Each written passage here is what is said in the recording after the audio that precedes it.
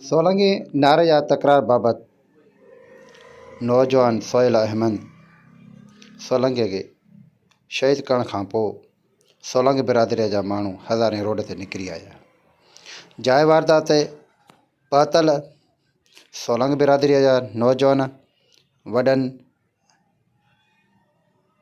पहुची करे पिराटो तौर ते जाखुड़ी कुतनि खे पिणु घुरायो वियो। दुआ ख़ैर खां पोइ जाखुड़ी कुतनि खे जवाबदारनि जी पिराटुनि जी मिटी जेका खयल हुई सिंगाए ऐं ख़ैर जी दुआ घुराए रवाना कया विया।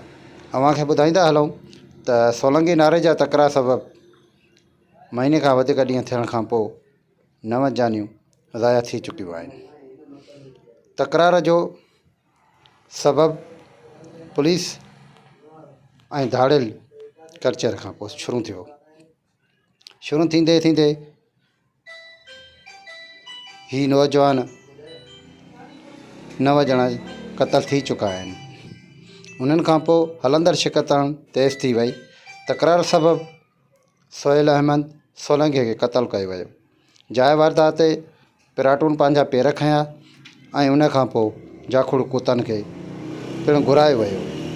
जाखुड़ कुतनि जा पेर पंहिंजे रस्ते सां जारी आहिनि ऐं हज़ारे लखनि में माण्हू मौजूदु आहिनि सोलंगी।